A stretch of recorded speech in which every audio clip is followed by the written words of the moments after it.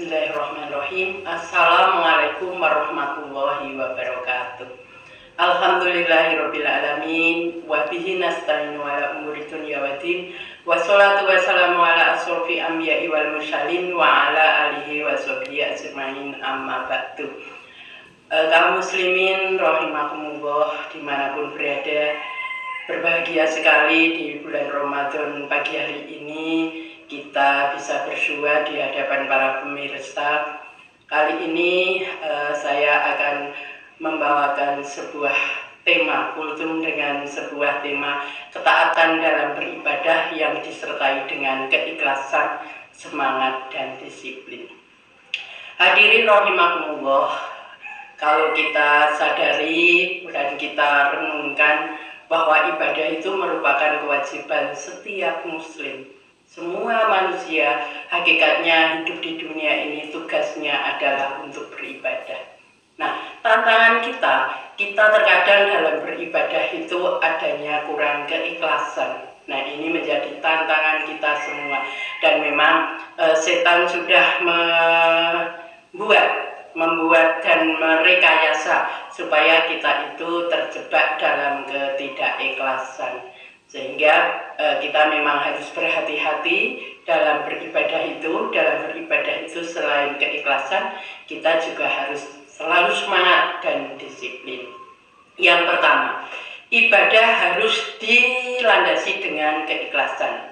Ikhlas itu artinya melakukan segala sesuatu itu hanya karena Allah, bukan karena manusia, bukan karena atasan, bukan karena tetangga, ataupun karena perintah orang lain, atau karena ingin dipuji orang lain. Nah, dalam kaitannya ini, kalau kita beribadah kok tidak ada keikhlasan, itu ibarat tubuh kita itu tanpa ada roh. Bayangkan, kalau tubuh kita nggak ada roh kan, artinya nggak akan bermakna lah, seperti mayat hidup. Nggak ada makna, nggak ada kesan yang mendalam daripada kehidupan itu sendiri. Nah, dalam beribadah demikian pula, kita itu harus menjaga keikhlasan. Maka setiap kita melakukan gerakan, kita harus luruskan niat bahwa kita itu beribadah niatnya hanya dilakukan karena Allah, lillahi ta'ala. Nah, ini yang sulit karena kita terkadang itu terjebak dalam rasa ingin dipuji orang lain, sehingga kadang tindakan kita itu riya, ya, ingin dilihat orang lain. Kadang juga kalau dilihat orang lain itu ibadah kita seakan-akan menggebu-gebu, seakan-akan khusyuk kalau sholat. Tapi ketika tidak dilihat orang lain, terkadang kita ada ya sekedarnya, atau mungkin bahkan tidak melakukan ibadah. Nah, itu harus kita hindari. Karena memang setan sangat-sangat pintar menggoda manusia. Ketika manusia pertama digoda itu dengan kemalasan, malas beribadah, malas melakukan hal-hal yang baik. Tapi ketika manusia itu bisa melewati godaan setan yang pertama, malas itu, biasanya manusia akan tetap melakukan ibadah dengan semangat, dengan kekuatan penuh, kemampuan penuhnya. Nah, setan akan membisikkan di dalam dadanya itu, ayo dibisikkan hal-hal yang mengagumi diri sendiri. Maka akhirnya timbul ujub, kemudian juga timbul riya. Akhirnya kita bobol dalam pertahanan beribadah kita, keikhlasan kita. Kita sudah semangat, sudah bagus, sudah khusyuk, tapi dalam hati kita kalau enggak saya, apakah ada yang bisa beribadah sebagus ini, yang sedekah sebanyak ini, yang mungkin sholat malam serutin ini. Nah, itulah yang ditimbulkan bisikan-bisikan dalam setan itu, sehingga kadang dalam hati manusia kadang meremehkan yang lain. Dia ibadahnya tidak sebagus saya misalnya. Nah, itu adalah jebakan-jebakan setan yang memang setan itu menggoda manusia agar manusia itu bisa terjebak dalam bujukannya, sehingga ibadahnya yang khusyuk, ibadahnya yang banyak, amalnya yang banyak, itu akan sia-sia dengan adanya hanya sekedar ingin dipuji atau dilihat orang. Itu akan menghapus segala pahala yang harusnya diterima. Nah, Dengan meluruskan niat ini, insya Allah segala apa yang kita lakukan akan menjadi ibadah. Kita bekerja di ladang, kita pergi ke pasar, kita mungkin mengasuh cucu, mengasuh anak, kita bekerja ke kantor, ke sekolah, ataupun kemanapun dengan dilandasi lillahi ta'ala, insya Allah itu akan menjadi ibadah dan terasa ringan. Walaupun mungkin di tempat kerja banyak sekali beban yang harus kita lakukan, banyak sekali tekanan-tekanan dari bawah, dari atas, dari samping dan sebagainya, tapi dengan keikhlasan insya Allah semuanya akan terasa ringan. Kemudian teman-teman, untuk yang kedua, selain kita meluruskan niat kita agar ikhlas, kita juga menyadari bahwa hanya Tuhan tujuan kita. Nah, ini yang sekarang itu sulit kita lakukan karena kebanyakan kita ini melakukan sesuatu, kadang Tuhan itu tidak menjadi tujuan utamanya. Mungkin hanya karena biar dipandang lah, atau karena adanya rigo pekewo. Padahal hakikinya kalau seorang muslim itu harus melakukan sesuatu itu tujuannya adalah Tuhan. Kalau di dalam hati semua muslim itu tujuan segala sesuatu yang dilakukan Tuhan, maka saya yakin insya Allah semua akan berjalan dengan bagus. Negara ini kalau pejabat-pejabatnya tujuannya adalah meraih ridho dari Allah Subhanahu wa Ta'ala, maka akan berjalan dengan mulus sehingga akan menjadi negara yang baidatun thayyibun walaupun ghafur. Itu saya yakin. Tapi sayang sekali saat ini mungkin sih masih ada, tapi kurang banyak pejabat-pejabat mungkin yang melakukan segala sesuatunya itu lillahi ta'ala, bukan demi golongan, bukan demi keluarga, bukan demi kerabat, tetapi demi Allah Subhanahu wa Ta'ala. Insya Allah akan menjadikan negara kita itu makmur, sejahtera, dan tentunya diridhoi oleh Allah Subhanahu wa Ta'ala. Nah, dengan kita melihat bahwa apa yang kita lakukan itu adalah tujuannya Tuhan, karena kita menyadari bahwa manusia itu tidak bisa memberikan pahala, dan juga kalaupun kita dipuji juga tidak akan menambah pahala kita. Hanya Allah yang bisa membalas semua amal ibadah kita. Nah, kesadaran ini tidak tergantung pada penilaian orang, tetapi harus timbul dari hati kita sendiri, dari masing-masing muslim, sehingga tidak terpengaruh oleh lingkungan maupun oleh hal-hal di luar diri kita.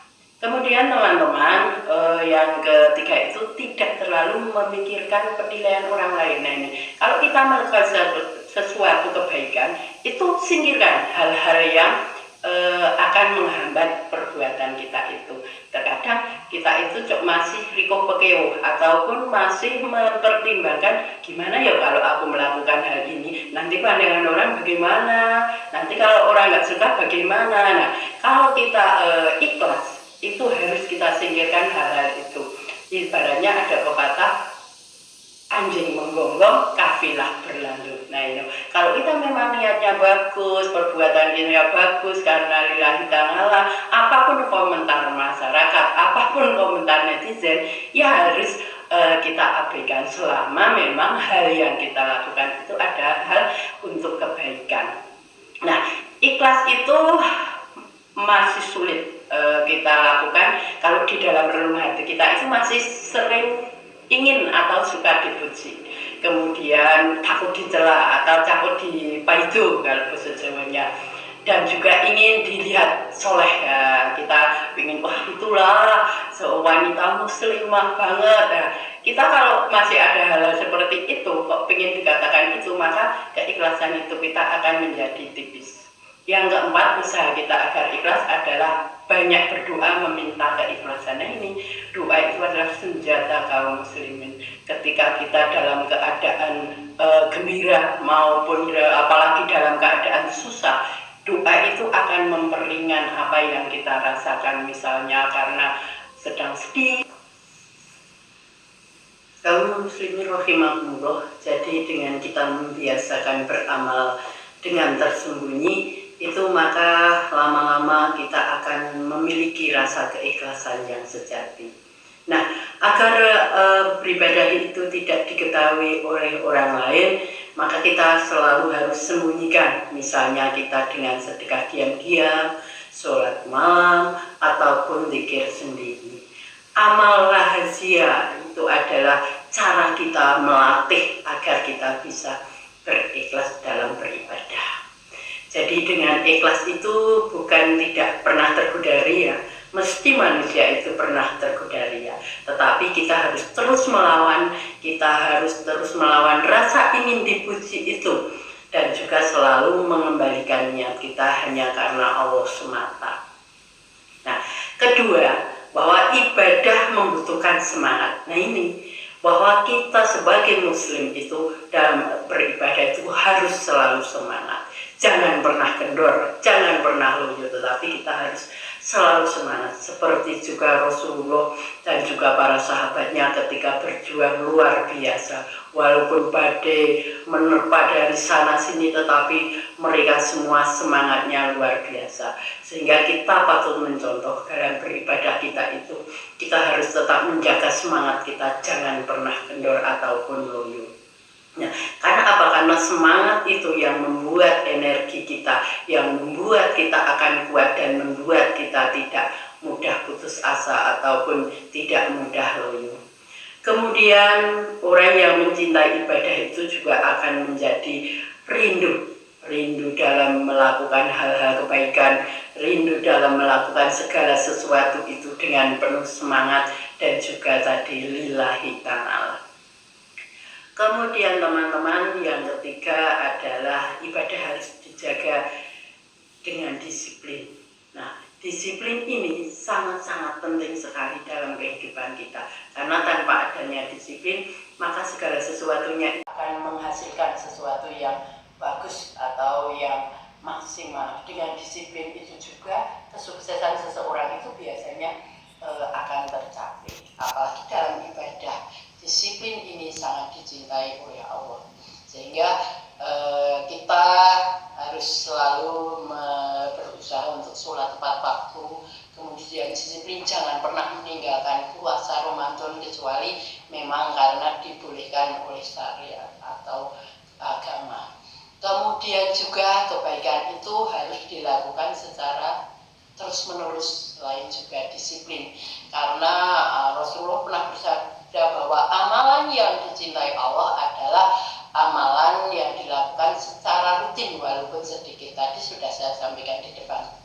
Entah itu ibadah itu yang baik itu adalah yang rutin walaupun sedikit daripada banyak, tetapi hanya sekali satu tempo saja itu kurang dicintai oleh Allah. Nah, jika ketiga hal tersebut dimiliki, artinya ikhlas dalam hati kita, kemudian semangat dalam menjalankan ibadah dan disiplin dalam perbuatan, maka ibadah kita itu tidak akan menjadikan sesuatu beban bagi kita atau hanya sekedar kewajiban, tetapi justru ibadah itu akan menjadi suatu kebutuhan dan akan menimbulkan rasa kebahagiaan. Nah, kalau kita melakukan ibadah kok sudah menjadikan kita hidupnya menjadi tentram, menjadi damai, menjadi bahagia, nah itu salah satu indikator bahwa kita sudah memiliki rasa keikhlasan. Sehingga kita memang perlu berlatih secara terus-menerus, perlu membersihkan diri dan membersihkan hati kita agar apa yang kita lakukan itu benar-benar karena lillahi ta'ala. Demikian yang bisa saya sampaikan, kurang lebihnya mohon maaf. Semoga bermanfaat. Billahi taufiq wal hidayah. Wassalamualaikum warahmatullahi wabarakatuh.